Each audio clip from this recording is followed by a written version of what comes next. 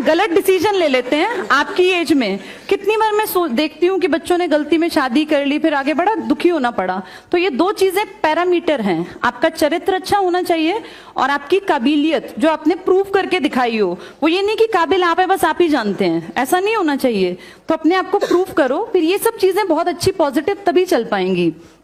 अच्छे रिश्ते पैसे की डिमांड करते हैं, ये कड़वी बात है लेकिन सच्ची बात है। आप अच्छे जीवन साथी तभी बन सकते हैं जब आप कमाते हो।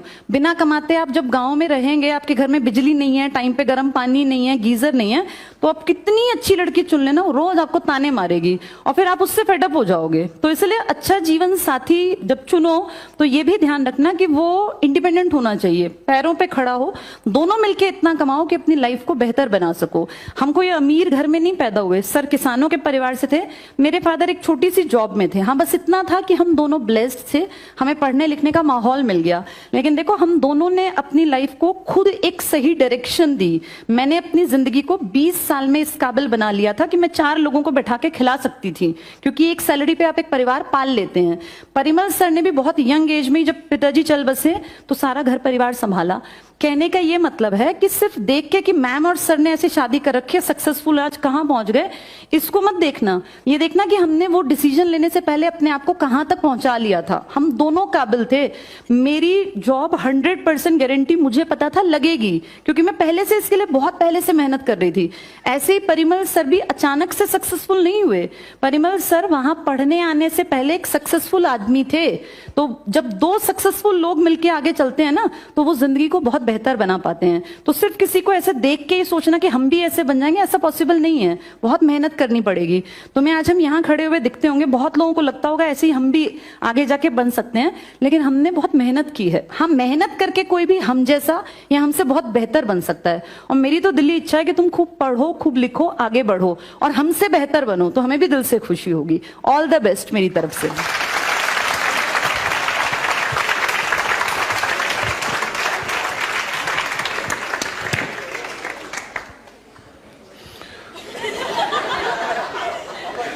मैं जो उस दिन भी कह रहा था और आज भी कह रहा हूं, ये काबिलियत हर एक आदमी को रखनी चाहिए।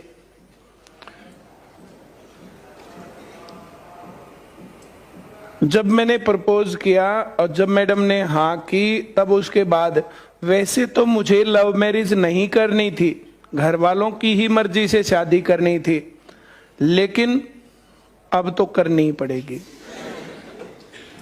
मैं जो कह रहा हूं समझ में आ रहा है?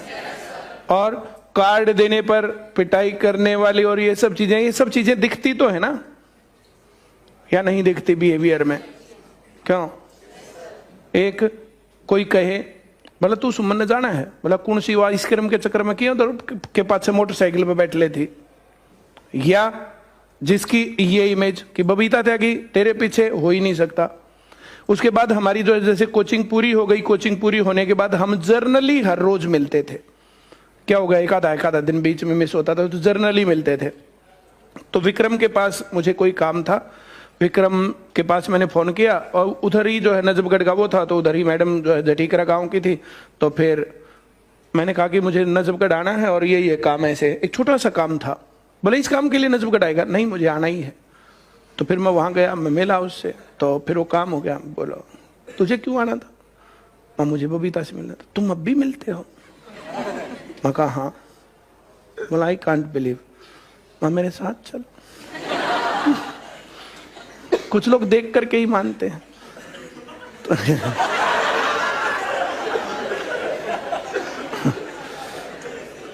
उस दिन मैडम जो है जैसे 3 दिन में हम मिले थे। 3 दिन में मैडम ने एक तो जो अपने बाल छोटे कर लिए, जैसे जो बड़े बाल थे तो छोटे कर लिए, गर्मियों का टाइम था, और बाल छोटे करके और 3-4 दिन तो खूब हलवा दे मुंह जो है जैसे था ना तो पूरा गोल, तो मोटी हो गई। अब उधर से आई, अगर ये ना बोलती तो मैं सोचता कि उसकी बहन है। तो फिर आई और जैसे भाई अब जो मेरी पहचान में नहीं आ रही, ऐसा थोड़े कि इसकी में नहीं आ रही, मैं तो आ ही रहा था। तो आकर के बाइक पर बैठे और हम चल पड़े, और विक्रम वहीं थोड़ा सा पीछे था। फिर उसने अपना उस टाइम पर कैमरे के फोन नहीं चले।